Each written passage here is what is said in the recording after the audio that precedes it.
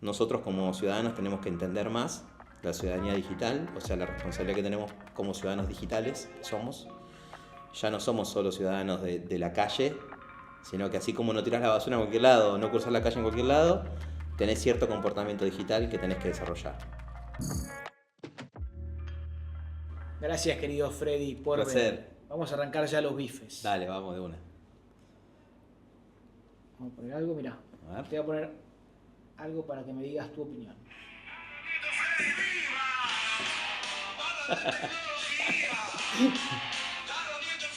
Está bueno, ¿no? ¿Te gusta el tema, no? Bien rockero. Se vio bueno, ¿no? A ver, estoy buscando las referencias.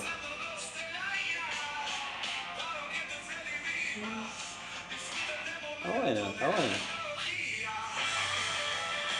Bueno, Me suena un Barón Rojo, una banda española así, ¿no? Bien rockera de los 80. te hago una consulta ahí. Yo no sé tocar la batería, no sé tocar la guitarra. En mi vida canté, fui a recitales sí, pero nada más. Y pude componer esta canción. ¿La compusiste vos? Fue la IA, pero la hice de alguna manera. Copiloto. ¿Está bien eso? Sí, ¿quién te va a decir que está mal? No, nadie te va a decir que está mal. Va, no sé. Hace poco salió una ley Elvis. No sé si escuchaste eso. No. Bueno, salió ayer, creo. Literalmente ayer. Es una ley del estado de Elvis, Tennessee. ¿Es Tennessee? Sí. No recuerdo. O Nashville. Bueno, uno de esos estados que es una ley para proteger a los músicos y a los compositores. Es la primera ley en el mundo. Es muy chiquita, es una iniciativa muy pequeña, ¿no? Que lo que ellos dicen es, lo que queremos evitar es los deepfakes, que esa voz que esté ahí sea la voz de, no sé, de Papo. Está claro. Y que la familia de Papo diga, che, yo no quiero que uses la voz del Carpo para hacer una canción para Freddy. Eso sí estaría mal. Pero si no, para mí es una herramienta que, por ejemplo, las dos herramientas más interesantes para hacer esto, no sé cuál usaste vos, pero está Udio y Suno. Zuno. Udio, uno es will.i.am, el de Black Eyed Peas, ¿te acordás la banda? Sí. Tan. Ese. Bueno, Udio le hizo él, entre otros. Y Suno, la propuesta de valor, dicen, cualquiera puede crear música. Esa es la propuesta de valor de la plataforma. Democratizo la música. Democratiza la música. Entonces, si lo pensás, estas historias ya medio que se vienen repitiendo, porque vos decís, cuando salió WordPress, yo me acuerdo cuando salió WordPress, lo bueno de no ser tan joven es que ya viste algunas cosas que pasaron, ¿no? Salió WordPress, la gente que no sabía hacer una página web, pum, hizo una página web y vendían páginas web basadas en WordPress. Hoy los que no saben hacer diseño gráfico usan Canva y hacen un logo bastante bueno. Hay un montón de plataformas para hacer diseño gráfico y con IA que te ayuda y todo. Entonces, democratizaste la capacidad de diseño, democratizaste la capacidad de hacer páginas web. ¿Qué otra capacidad más democratizas con la IA? Pero siempre que se respeten los copyright y estas cuestiones, para mí no hay forma de decir está bien o está mal, digamos. Bueno, justo citaste a Papo, que no estaría muy de acuerdo No. con la histórica discusión con DJ Verón en el programa Sí. de Nico Repeto. Búsquense un compositor honesto, diría Papo. Totalmente, exactamente. Bueno, para arrancar ya la charla más en serio, una pregunta muy general, que creo que ya sé tu respuesta, pero está bueno para... A ver. ¿Sos optimista o pesimista en torno al impacto futuro de la IA en la humanidad? ¿Cómo lo ves? Me considero optimista, pero que me puse a pensar los riesgos, digamos, lo pensé, lo pienso todavía. Los riesgos, los peligros, las cosas que nos deberían ocupar, podríamos decir. Ocupar el tiempo hoy para que el impacto sea positivo. En mi caso, por ejemplo, en mi último libro, Invisible, escribí 10 principios de la IA para que en el futuro nos beneficie a nosotros. 10 principios que no le quise poner las 3 leyes de la robótica o las 3 nuevas leyes de la robótica. Me parecía un montón. Ambicioso. Muy ambicioso. Sí. Una vez fui a una radio en Uruguay y me pusieron así, tipo, las nuevas leyes de la robótica. Y yo dije, pará, viste. Así como. Me parece que es demasiado para mí. Pero bueno, principios sí, me animé a escribir, que son principios, por ejemplo, de frecuencia de uso. Si vos dejás de hacer, no sé, escribir un guión, o dejás de manejar el auto, o dejás de cocinar, o dejás de hacer una cuenta básica en la mente para saber cuántos platos de comida tenés que pedir por cuánta gente va a venir, ¿no? Si vos dejás de usar tus capacidades cognitivas, ¿eso te va a deshabilitar como humano?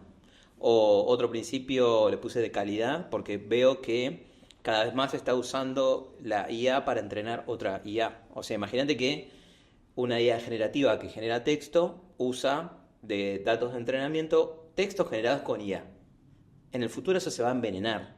Y de hecho ya, por ejemplo, Amazon prohibió la cantidad de autopublicaciones, porque se ve que había gente que el fin de semana en la casa, en vez de hacer un asado, estaba publicando libros con ChatGPT. Espectacular. Y metían 100 libros en un fin de semana. Y vos decís, ¿cuál es la calidad de esto? Sí, ¿cómo este tipo pudo escribir todo eso? O sea, no Es sé. imposible. O cuánto revisó el contenido generado. Entonces vos compraste un libro y se llena de basura.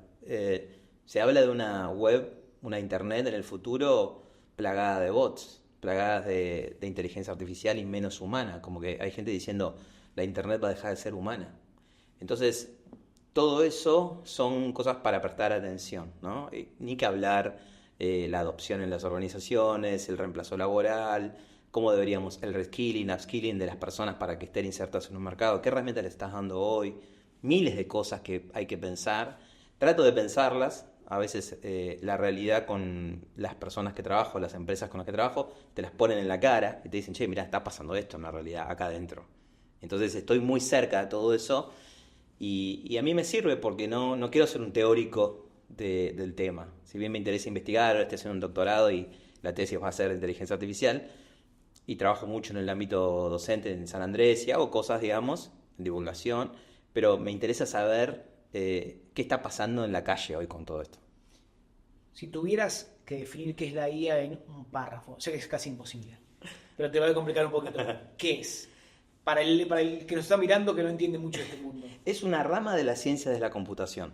O sea, primero, es una rama de las ciencias de la computación que usa distintos tipos de algoritmos para representar o emular el pensamiento humano y la forma en la que los humanos hacemos cosas, especialmente habilidades cognitivas como leer, hablar, interpretar algo en una imagen, en un video, hacer cosas que hasta hace no mucho eran solo humanas, ahora mediante algoritmos. Por eso, de hecho, a mí el concepto que más me gusta sería inteligencia computacional, no inteligencia artificial. Inteligencia hecha por computadoras. En el mundo que nos rodea una persona común, ¿no? En su día a día, un argentino que se va a trabajar, que no se dedica a la tecnología Sí. como vos, que no tiene su empresa de IA como vos, ¿en qué lo afecta la IA en la diaria? ¿Dónde está? ¿En qué aparece? ¿En qué aplicación? ¿Cómo es su convivencia? Porque Sí. por ahí nos damos cuenta, ¿eh? Claro, pienso que no nos damos cuenta casi. De hecho, yo mi último libro le quería poner La revolución de las máquinas invisibles porque me pareció un buen nombre. La editorial me dijo, está bueno, pero muy largo, y quedó invisible. Justamente porque si vamos a los años 40, cuando Asimov hablaba de la robótica, la inteligencia artificial se la imaginaba a todo el mundo como de robots físicos presentes acá, que te alcancen un vaso de agua, que vos vayas en un robot a trabajar y que tu oficina esté llena de robots que hagan cosas. Eso no pasó. El robot físico, de hecho hay pocos robots en las casas, digamos, ¿no? Robots físicos, pero sí hay robots artificiales digitales que no ves. Entonces, cuando una tecnología se vuelve tan avanzada, se vuelve invisible. No te das cuenta que tenés electricidad acá, no estás pensando qué suerte que hay electricidad y puedo encender la luz. La tenés y la usás. Eso va a pasar con la inteligencia artificial. Se nos va a volver como un commodity, algo que va a estar en todos lados y ya no vas a estar diciendo, acá usé inteligencia artificial para resolver tal cosa. Que hoy es una propuesta de valor. Haces una web, haces una aplicación, haces algo y decís, tiene inteligencia artificial y resuelve esto. Va a desaparecer ese concepto. Es como que, no sé, esté un ingeniero haciendo un puente y diga, usé Euclides para calcular. No, nadie dice eso, digamos. Lo haces, lo resolvés con la mejor herramienta disponible para resolver ese problema. Y la tendencia es que va a ir pasando cada vez más seguido esto. Entonces, un sistema que, no sé, por ejemplo, detecte una mancha en una enfermedad o que prediga una lesión de un jugador de fútbol o que te recomiende qué le das a un cliente que ya compró, es un algoritmo que va a recomendar algo, es una IA que para vos va a ser, nada, el sistema me recomendó esto. No me importa qué hay ahí atrás. Si hay un modelo predictivo, si hay deep learning, si hay big data, todo eso va a estar ahí y vos lo vas a ejecutar. Entonces, en lo diario, hace muchos años usamos Waze, Maps, Netflix, Spotify, compramos en Amazon, Mercado Libre, todo eso usa inteligencia artificial. O sea que hace muchos años que estamos relacionados. Lo que pasó de ChatGPT en adelante es que interactuamos. Una cosa es que vos pongas una dirección y que Waze haga un cálculo matemático para darte la ruta recomendada, que a mí no deja de sorprenderme, porque digo, no puede ser que calcule con tanta precisión, ¿no? ¿No te pasa eso que Es impresionante, la verdad. si tarda un minuto más o menos? Es un modelo tremendamente profundo y que además aprende de los datos y de millones de usuarios usándolo, usa como un modo colmena de aprendizaje, como hacen los autos autónomos. Vos aprendés a manejar, yo aprendo a manejar y tu conocimiento queda en vos, el mío queda en mí. En cambio los autos aprenden en enjambre, digamos, ¿no? O sea, comparten la información Comparten el conocimiento, exacto. De esa forma funciona colaborativamente Waze, por decirte un ejemplo. Y somos parte de todo eso. Pero casi no nos damos cuenta porque se nos vuelve invisible. Clarísimo. Vos hoy, como decía antes, laburás mucho con IA. Hace 30 años, ¿cuánto de lo que haces en tu laburo no existía? Hace ¿Existía 30 años. algo de tu laburo hace 30 años? Mira, al revés. ¿Qué año sería? Estamos en 1990, ponele. 1990, yo tenía 10. Mundial 90 estaba en la Plaza de Loma festejando el subcampeonato. Pero había un Freddy Vivas que se dedicaba a esto en los 90 o no existía ese Freddy Vivas. Sí, existían los Freddy Vivas que hacían cosas con los datos. La inteligencia artificial podemos ponerle una fecha que sería más o menos el año 57. Entre el 55 y el 57 pasaron 2 o 3 cosas muy increíbles. Una es la convención de Dartmouth, el norte de Estados Unidos. En realidad el nombre tenía la conferencia un campamento de verano en investigación de inteligencia artificial. Así le pusieron. Se fueron unos 10, 15 personas, gente que venía más del lado de la matemática, de los sistemas de información. Se juntaron y se pusieron a investigar en inteligencia artificial, como 8 semanas. Y de ahí salió la disciplina, digamos, ¿no? La disciplina de inteligencia artificial que está relacionada a la estadística, la matemática, el software, digamos, hay muchos elementos que componen la disciplina de inteligencia artificial. Pero pasó eso en esa época. Y también pasó que un psicólogo fue el que lideró el proyecto de crear una máquina que pueda procesar por primera vez una red neuronal artificial. Una red neuronal artificial es un tipo de algoritmo que es el que hoy, por ejemplo, usa ChatGPT. Una red neuronal entrenada con datos de millones, la Wikipedia, con todo, y que le permite generar lo que genere y que nos sorprende a todos. En segundos, ¿no? En segundos. Pero imagínate que en el 57 le implementó por primera vez este tipo, un psicólogo. Obviamente imagino con mucha menos info, o sea, con No, claro, con nada. una página. Hay fotos que buscás y el tipo está con unos cables ahí, ¿viste? En el año 57. Entonces tenés redes neuronales artificiales, tenés la disciplina creándose.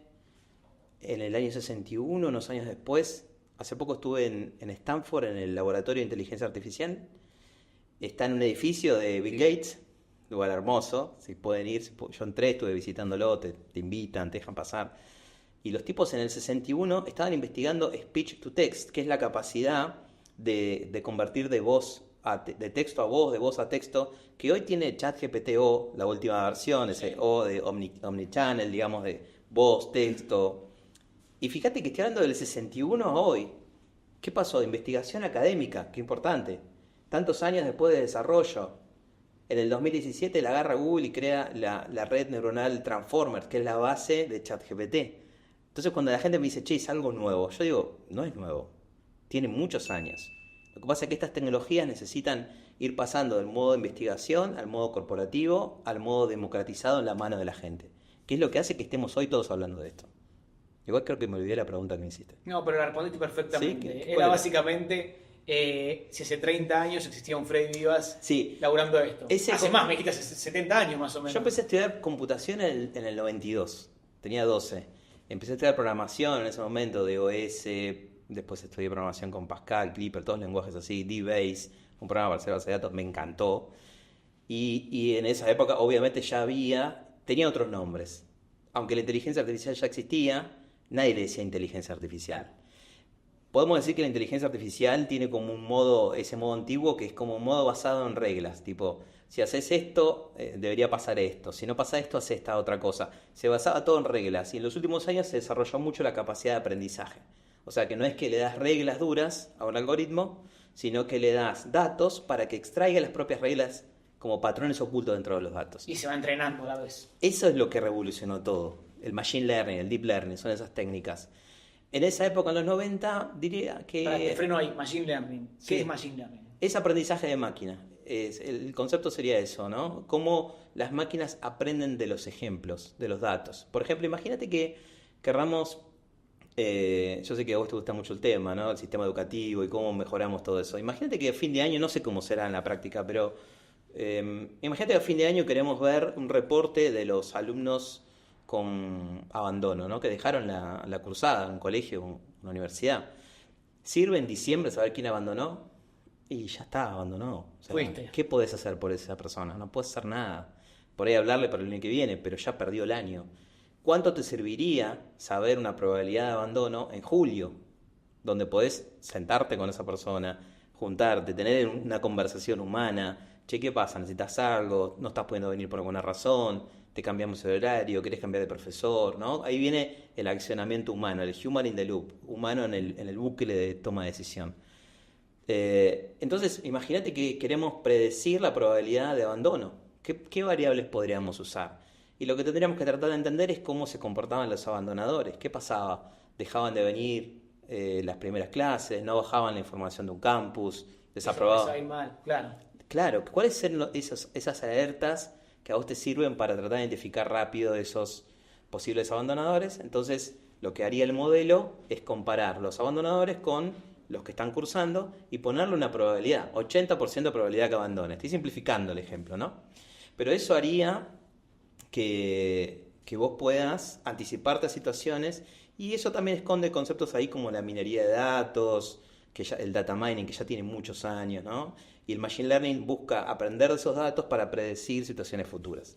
Ya que te metiste en educación, lo tenía para más adelante esta pregunta, pero te la hago ahora.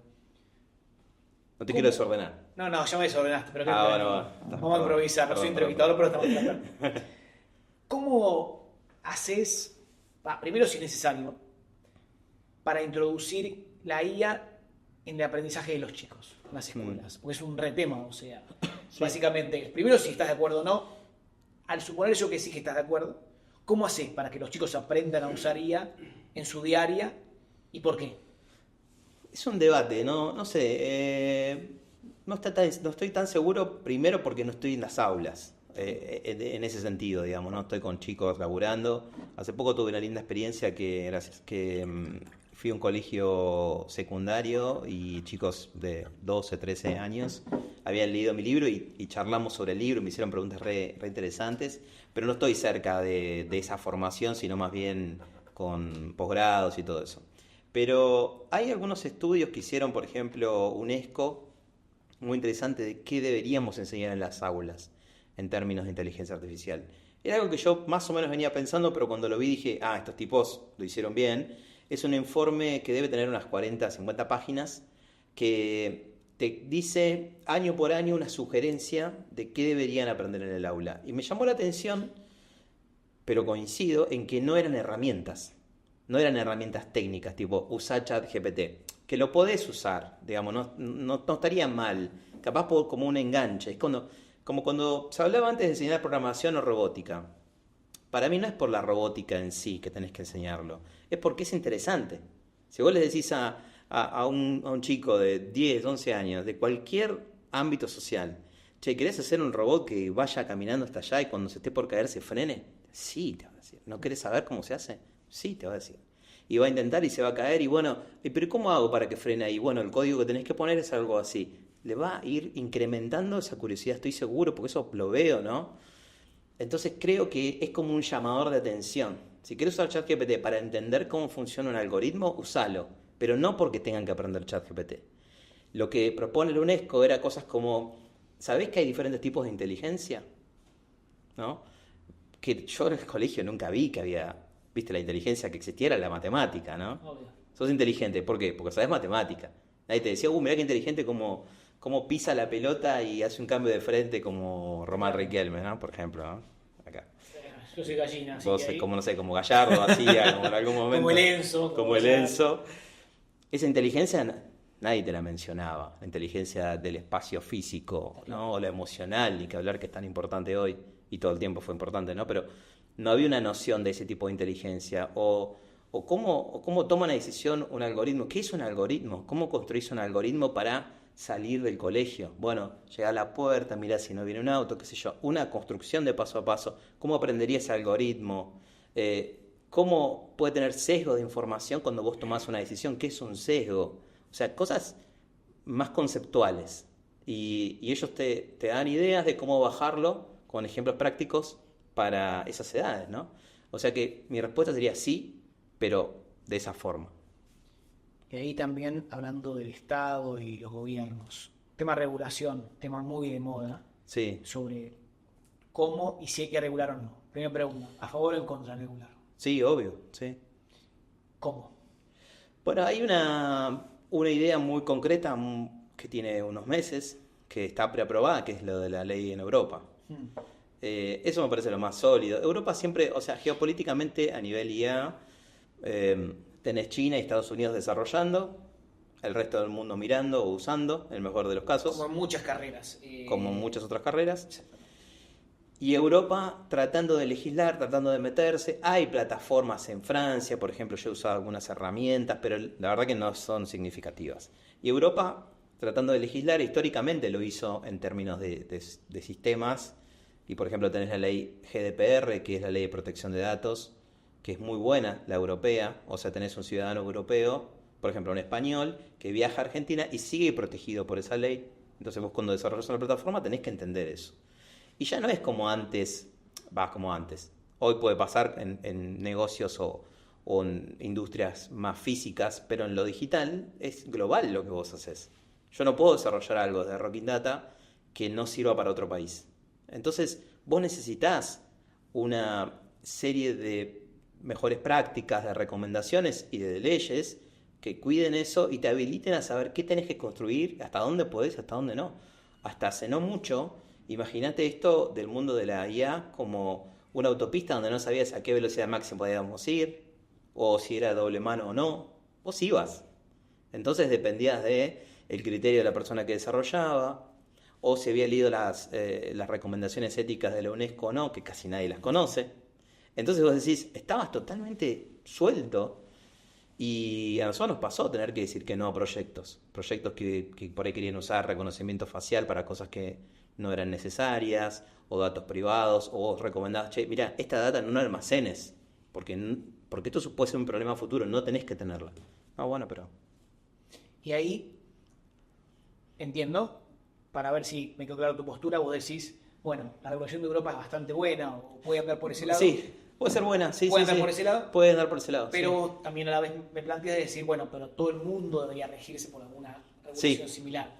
Y ahí cómo convive la competencia, si querés, por el desarrollo de la IA, bueno, nombraste, entre Estados Unidos y China, porque yo si soy de Estados Unidos te voy a decir, si China no regula, yo no regulo. Y China por ahí te dice lo mismo, ¿entendés? O sea, porque Sí. tiendo a pensar, por ahí me equivoco, que una IA sin regulación va a desarrollarse más rápido que por ahí una Sí. IA muy regulada. Puede ser, puede ser. Vos pensás que la ley, por ejemplo, para desandar un poco la propuesta de la ley de Europa, es una ley que básicamente se enfoca en el concepto de riesgo. Ellos dicen qué riesgo puede traer a la vida humana el sistema de inteligencia artificial del que estamos hablando. ¿Qué puede ser? ¿Un riesgo nulo? ¿Un riesgo medio? ¿Un riesgo alto? ¿O inaceptable directamente? ¿Por qué? Porque hubo casos donde se usaron reconocimiento de rostros en niños, por ejemplo, para ver si estaban estudiando felices o no en un colegio. O un trabajador en una oficina. O imagina, eso es súper extremo, es obvio que nadie va a estar de acuerdo en eso. En tu oficina todos felices igual, imagino, ¿no? En mi oficina todos felices porque casi no van. Hacen trabajo remoto, pero cuando van están felices. Cuando van están felices. Pero, por ejemplo, imagínate casos no tan extremos y tan fáciles de clasificar, ¿no? Ponele que, qué sé yo, querés hacer, como hoy existen, robots de compañía o de asistencia. Y querés hacer un peluche para que esté con tu hijo cuando vos tenés que dejarlo, no sé, un rato sin mirarlo para que se divierta y que hable con el robot. Y vos decís, eso es muy posible. Suena medio friki, pero vas a tener un osito que va a hablar con... El osito Teddy, digamos. Teddy era el que tenía como que hablaba. Teddy era, creo que era Teddy. ¿Teddy era? Sí. Bueno, ¿Cómo uno era? Fulby. No, no lo conozco. Pero bueno, imagínate ese robot, ese osito, que vos lo ves tierno, pero ¿qué le va a decir? Va a tener una ideología que a vos te interese, que Entonces ahí entramos en esos detalles. ¿Cómo lo va a criar ese robot? Porque de alguna manera lo va a criar. Si habla 15 minutos, 20 minutos, una hora con el chico. Como la tele crió a todos nosotros. Totalmente. ¿No? Y para bien y para mal. Y bueno. Así quedamos. Pero a lo que voy es que hay casos que son más finitos y va a haber como un departamento de auditoría seguramente por país, en Europa. Eso es como que se está transitando, la verdad. Sí, es lo que vos decís es correcto, pero mi opinión es que tiene que haber un basamento que te establezca algunas reglas, porque por ejemplo todas las iniciativas que existían hoy, como la de la UNESCO, que es una de las, para mí la más importante, es esta de responsabilidad y ética, es una cosa deseable que todo el mundo la conozca, la entienda, la use, pero en la realidad después cada uno hace lo que quiere y no creo que sea el mejor camino porque estamos hablando de la privacidad de los datos, estamos hablando de cosas muy personales, como por ejemplo, te pongo un ejemplo. Yo, por ejemplo, soy celíaco, o sea, no como cosas con gluten. Yo en ningún lado en ningún lado completé un formulario que diga soy celíaco. Pero hay aplicaciones hoy que saben que soy celíaco. Por ejemplo, las comidas que pido. Imagínate que esa aplicación le dice a otra persona, a otra plataforma, che, Freddy es celíaco. Y alguien, por ejemplo, decide no contratarme porque tengo más riesgos de salud. Bueno, ese tipo de inferencias de datos pueden empezar a pasar. De hecho, es posible que estén pasando. Ya pasa. Ya pasan. Antes se pasaba peor, te diría, hace 10, 15 años. Pero en el futuro tiene que haber un marco para que eso funcione controladamente. Y sentís ahí, ya la última pregunta es geopolítica, pero me divierte bastante. Dale, te acompaño. Que este desarrollo por la IA entre países, esta competencia que hay, va a llegar al límite que tuvo el de la energía nuclear, la carrera espacial, la carrera armamentística, Guerra Fría, o sea, a ese nivel puede considerar con el desarrollo de la IA. Ojalá que no, la verdad. La verdad que no creo tampoco que llegue a ese nivel. Por ejemplo, a mí me sorprendió cuando estuve estudiando en Estados Unidos en el 2017, hablando con gente que estaba en Asia, y te mostraban las herramientas que tenían, eran todos era como todo lo mismo que conocemos nosotros, pero de China, por ejemplo. O sea, la misma, no tenían un WhatsApp, tenían un WhatsApp chino. No tenían como una VPN, un sistema que controla todo lo que entra y sale. Entonces tenían que desarrollar cosas que funcionales a ese sistema. Y creo que es eso lo que va a pasar. En todo caso, una plataforma creada, fíjate todos los líos que hay con TikTok siempre, ¿no? Sí, obvio. En Estados Unidos. No es que sea menos, digamos, que sea más intrusiva que las otras. Es que no es de Estados Unidos. Es que no es yankee. Ese es el punto. O sea, después puedes debatir si hay la filtración y qué pasó. Como puede tenerla, si querés, meta, o sea, es... No es muy diferente, estoy seguro que no es muy diferente, pero hay un tema conceptual de dónde está creado. Creo que ese es lo que va a pasar, ¿no? Como que vas a aliarte a un mundo o al otro, y los dos van a intentar tener el mayor poderío posible. No lo veo más que como eso. Siento que por ahí se está magnificando mucho esa conversación. Quizás lo estoy simplificando porque lo estoy comparando con cosas como la Internet, digamos, ¿no? Que para mí es el nivel de comparación, el surgimiento de Internet y la democratización de la inteligencia artificial. Es como para mí parecido. Hoy estaríamos como, en esa comparación estaríamos como, no sé, en el año 97 de Internet, 98 de Internet, donde estábamos viendo casos de uso. Y donde también hoy tenés, no sé, 50 herramientas que hacen lo mismo. Y vos todos los días estás viendo una noticia de una nueva herramienta, pero en realidad están resolviendo el mismo problema. Entonces en un momento, ¿cuántas van a quedar? 1 o 2. De esas 100 que se van a crear, van a quedar 2. Como pasó en una época, no sé, a mí me encantan estas cosas, te puedo hablar horas de herramientas. Herramientas de compresión de archivos, WinZip, WinRAR. Sí. Había 1000. Ahora haces botón derecho, seguramente no uso Windows hace años, pero haces botón derecho y comprimís, ya está. Quedó embebida en el sistema operativo. Eso te va a pasar con la IA. Entonces va a quedar embebido en WhatsApp, embebido en Gmail, metido adentro de todo eso, y vos ya no vas a estar hablando de aplicaciones, porque va a estar todo metido adentro de los sistemas que usas todos los días. Me meto con el tema del laburo, que seguramente es súper trillado, pero tengo que... No, charlemos, sí. Súper trillado. La primera, clásico que no puede faltar. ¿Nos vamos a quedar sin laburo? No lo sé, la verdad que no sé. Es difícil hacer futurismo, hablábamos de eso hace un rato, ¿no? Eh, no creo que pase eso.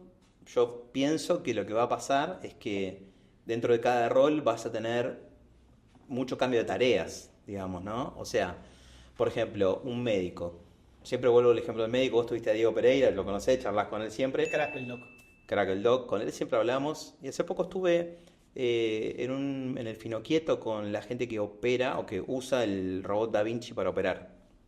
Si no fuiste, tenés que ir, te va a encantar. ¿Ese robot qué hace? Contame un poco. El robot es hermoso, un aparato hermoso, que ellos se ponen como si fuesen unos guantes, sí, son unos guantes, y manejan el robot desde ahí, que tiene una visión súper ampliada, que tiene una precisión impresionante. Me contaban que, por ejemplo, lo voy a contar mal porque no soy médico, pero ponele que tiene que hacer un corte de 3 centímetros y ellos quieren hacerlo lo más chico posible y de mínima hacen 3 centímetros. Pero el robot lo minimiza, ellos lo configuran y en vez de 3 lo hacen en lo que ellos quieren, tipo 0.5. Y ese corte en el cuerpo hace que en vez de estar 5 días en la cama estés media hora, medio día. Es impresionante el impacto que tiene en la salud. Entonces los tipos te dicen, el futuro de la salud está de la mano de la tecnología. Siempre lo estuvo, te dicen los médicos. Y de hecho, en 20 a 30 años vamos a mirar la salud de 2024 y vamos a decir, creíamos en el pensamiento mágico en la salud. ¿Entendés? Pero como nos pasa cuando nosotros vemos hace 50 años lo que pasa. Exactamente. Eso es lo que dicen que va a pasar. Entonces, el trabajo de un médico va a estar asistido por ese robot, va a haber parte que lo va a hacer el robot, quizás pueda dedicarle más tiempo a charlar, a comunicarse con ese paciente, con la familia del paciente, cosa que hoy casi no pasa, lo sabemos todos, estás corriendo con algo. Y lo mismo, yo trabajo con empresas todos los días y están todos prendidos fuego. No conoces una empresa, un empleado que te diga, no, estoy re tranqui. Todos tienen cosas para resolver que no pudieron y que la IA en muchos casos los va a ayudar a hacer. Después eso cómo se implemente de acá al futuro, uno no lo sabe, pero yo pienso y también trato de trabajar para que la gente tome conciencia de eso. En el caso de que hay tareas que eran como el 90% de tu trabajo, a nosotros nos pasó de proyectos donde por ahí un modelo que hacíamos optimizaba la forma de cruzar determinados datos y que entonces, no sé, de 3 semanas de trabajo de una persona que eran hacer eso, 3 semanas le quedan libres, porque lo hace un algoritmo. Entonces ese tiempo, ¿en qué lo va a usar? Y hay miles de cosas para hacer, generar conocimiento para el negocio, activar campañas de marketing, qué sé yo, lo que haga esa persona. ¿Lo sabe hacer? No, lo tenés que entrenar en esto. Eso es, bajado bien a concreto, lo que pienso que hay que hacer, ¿no? Un upskilling, un reskilling, ¿no? Formar a la persona de vuelta en muchas habilidades que es lo que va a pasar hoy. Todo el día estás aprendiendo cosas nuevas. O sea, nos tenemos que enamorar también de esa idea, de que todo el tiempo vamos a tener que aprender para poder adaptarnos a lo que está pasando. O sea, básicamente, para no quedarnos afuera, la gran clave es ser adaptables al cambio. O sea, que las personas entiendan que todo el tiempo vamos a estar cambiando y aprendiendo cosas nuevas. Sí, es un paradigma, yo lo digo así libremente, pero no es tan fácil. No, es súper difícil. Es súper difícil para todos, porque... Pero bueno, es la realidad y a veces por ahí vas a encontrar resistencia, nosotros mismos tenemos resistencia, imagínate en cualquier tipo de organización donde te metes, porque lo más fácil del mundo es hacer lo que venís haciendo y no cambiar y seguir probando lo mismo. Pero está a las claras que viene por ahí. Y además nosotros estamos muy formados, ponerle mi generación de 40 y pico, en que fuiste al colegio, fuiste a la universidad, ya está, terminó tu formación. Y eso no existe más. No existe más, todo el tiempo que está formándose y desarrollándose. Sí, así es. Me meto en otro tema también súper interesante, seguridad de datos. Hace poquito seguro viste una pelea entre dos colosos de este mundo, Sam Altman y Elon Musk, por el tema de la asociación entre OpenAI y Apple. Y Musk salió a decir que Apple no era capaz de cuidar tus datos y que ChatGPT te iba a chupar todo. Resumiendo, ¿no? O sea, por Twitter. ¿Qué opinas de eso? O sea, ¿cómo funciona la IA para el cuidado de datos? Y si realmente una IA superentrenada puede automáticamente robarte los datos y qué hacer con eso. O sea, un mundo absolutamente distópico, pero es real. Sí. O sea, lo que digan en los medios los personajes estos a veces hay que tomarlo entre comillas porque siempre hay intereses atrás de esos dichos. Me llamaba la atención, me acuerdo, o más bien diría, me causaba gracia cuando se hablaba de Elon Musk en contra de la IA, y el tipo tiene una empresa que desarrolla IA hace 20 años, no sé hace cuánto tiene Tesla Robotics, o sea, Tesla es una empresa robótica y su core business es la inteligencia artificial. De hecho, ahora sus robots nuevos de Tesla tienen inteligencia artificial. Son de los primeros comerciales, robots a la venta que van a estar, que tienen capacidad de aprendizaje, que tienen machine learning, como decíamos hace un rato. Antes los otros robots tenían reglas duras que tomaban decisiones. O sea, a lo que voy es que están invirtiendo en IA hace mucho tiempo. Para entender, antes los robots los configuraban de tal manera y tomaban decisiones sobre ya la información que ya tenían. Exacto, preprogramados. Los tipos ahora, en cambio, van preprogramados, pero van aprendiendo en la marcha. Están aprendiendo cosas, sí. Eso es nuevo, eso tiene un par de meses. Lo lanzó Tesla Robotics y lo lanzó Boston Dynamics, que es el principal competidor de Tesla Robotics. Entonces los dos, o sea, no puedes decir que estás en contra de la IA. Y en todos los medios del mundo decía, Elon Musk, hay que frenar la IA. Entonces, ¿qué hay que creer de eso? Lo que digo es que hay que hacer doble clic para entender que a veces los clickbait tienen un trasfondo interesante para analizar. Entonces, bueno, lo de Apple y iPhone y todo el trasfondo ese, estuve viendo algo. No es una incorporación radical dentro del sistema operativo.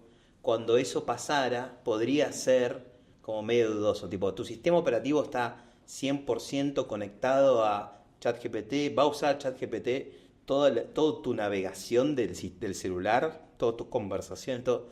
Eso entiendo de que es como, no quiero que esta IA tome control absoluto del celular, que es casi como una extensión de tu vida, digamos, ¿no? O del celular. Entiendo esos miedos. Creo que tampoco a ninguna de esas empresas les conviene generarnos esa sensación, porque lo más importante para este tipo de organizaciones es que vos lo uses. Y si vos tenés miedo de lo que está pasando ahí, o no lo entendés, o no es transparente para vos, lo vas a dejar de usar. Te va a dar miedo, literalmente. Entonces, no creo que no se apeguen a las políticas de privacidad y seguridad que ellos saben que tienen que tener. Es verdad también que, por ejemplo, a veces hay poca transparencia, que te ponen esos términos y condiciones gigantes que nadie lee. Ahora están usando muchas abreviaturas que te ponen, la clave son estos 3 puntos. Sí, lee todo, pero la clave son estos 3 puntos. Te estoy usando tus datos para esto y esto y esto y esto, ¿no? Bien. Eso me parece que está bien. Así que la tendencia, en resumen, es que gobiernos van a empezar a legislarlo más. Nosotros como ciudadanos tenemos que entender más la ciudadanía digital, o sea, la responsabilidad que tenemos como ciudadanos digitales que somos. Ya no somos solo ciudadanos de la calle, sino que así como no tiras la basura en cualquier lado, no cruzas la calle en cualquier lado, tenés cierto comportamiento digital que tenés que desarrollar. Gobierno, entonces, legislando, ciudadanos digitales y empresas siendo más transparentes. Ese creo que es, en resumen, el enfoque. Ahí, recién en la charla me decías lo siguiente, que en internet se puede llegar a autogenerar mucho contenido, sí, sin que sean humanos quienes generan eso, ¿no? Sí. Básicamente podemos llegar a una proliferación de fake news, bots, etc.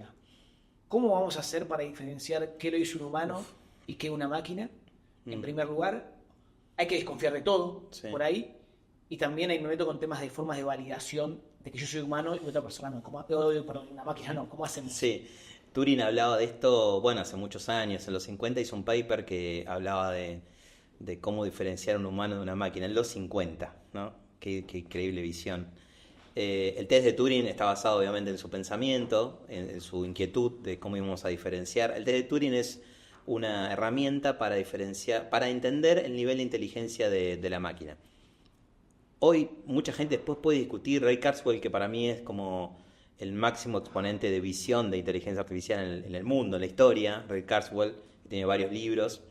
El tipo dice, el test de Turing se fue adaptando, fue elevando la vara. ¿Qué es inteligencia, digamos, no? Antes la inteligencia era en el 96, ponele que le gane a Kasparov jugando el ajedrez. Ahora ya no lo vemos como inteligente a eso, porque responde reglas duras. Ves ChatGPT respondiendo y decís, pero no tiene empatía. Bueno, después diremos, no sé, no es tan creativo. Vamos a seguir buscándole barreras conceptuales para mí porque nos da un poco de miedo. Nos da impresión que sea tan inteligente, tan creativo, tan ocurrente para responderte algo. Entonces la IA nos va a pasar un poco eso, quizás como un tema de nuestra especie, como sentimos una competencia, no sé si será eso. Y sí, sin duda que muchas de las IA que usamos hoy ya han pasado el test de Turing. Ya te puedes confundir tranquilamente y podés no diferenciar una canción hecha con ChatGPT, como esa letra que está ahí. Después te la paso, quédate tranquilo. Pásamelo, por favor. Le voy a poner de ringtone. Podés no diferenciar un videíto de gente humana o no. Ya te va a pasar con Sora o con Viu, la de China. Bueno, es peligroso eso, porque Claro.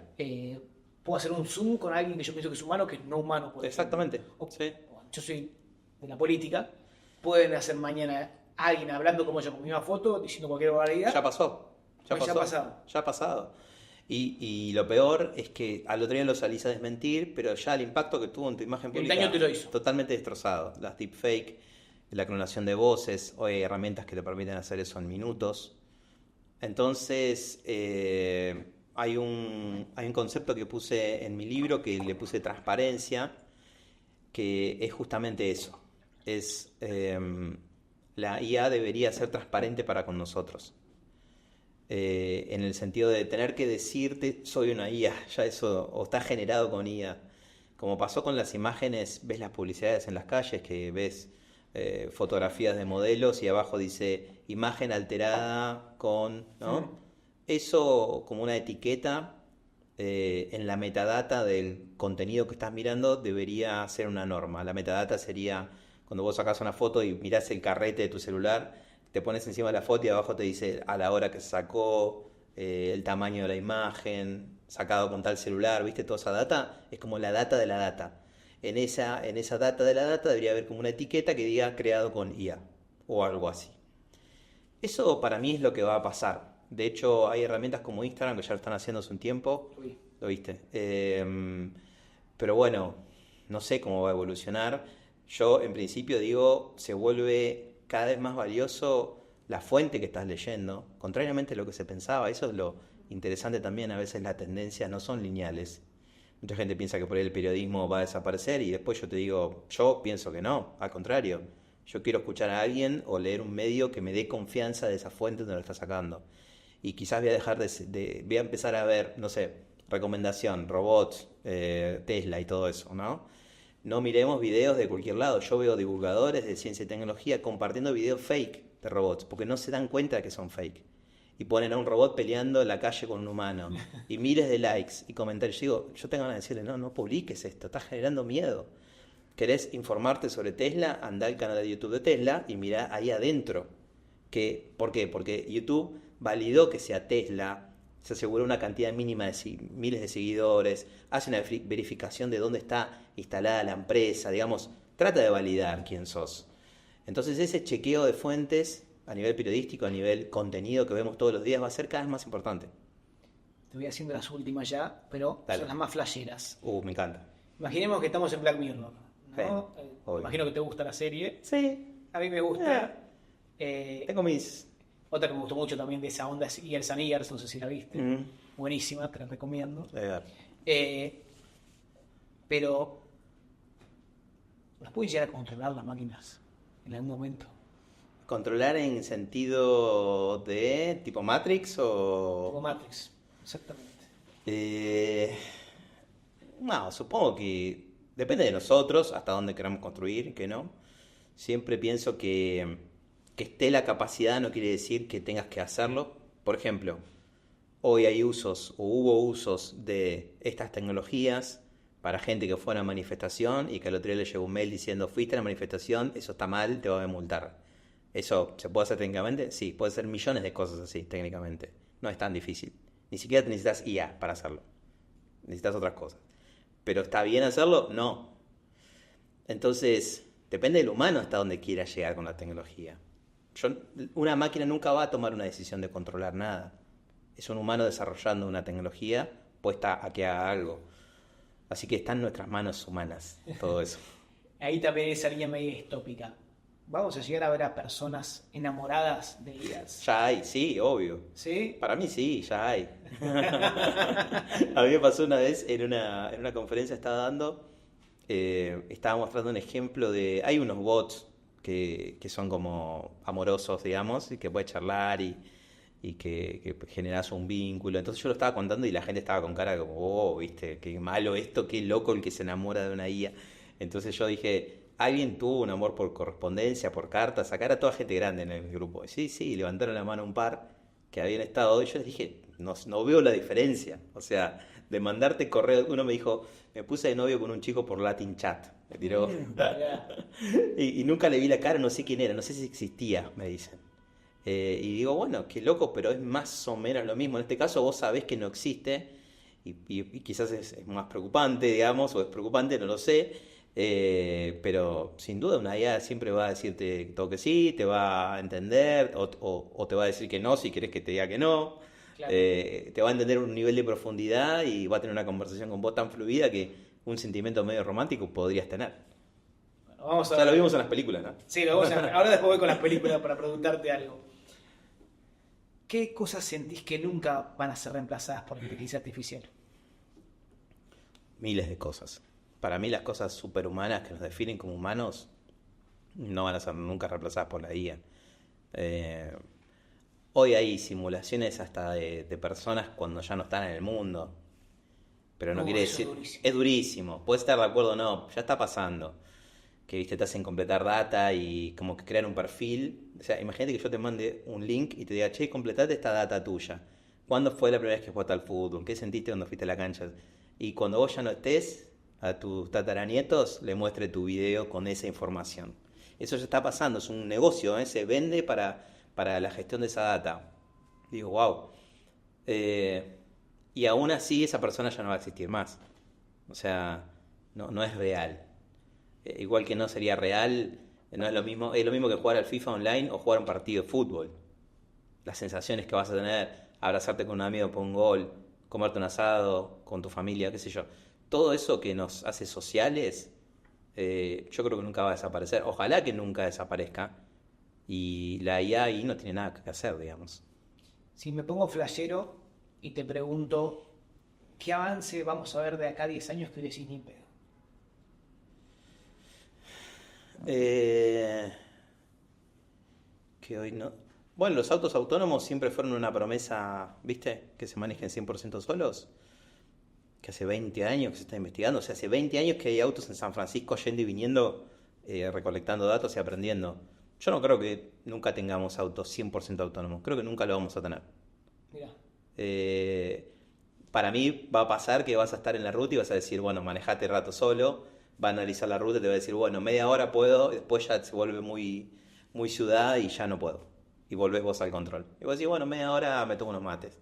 Eso puede ser, pero no mucho más que eso. Después robots físicos en las casas, la verdad que tampoco me imagino que tengamos tantos robots.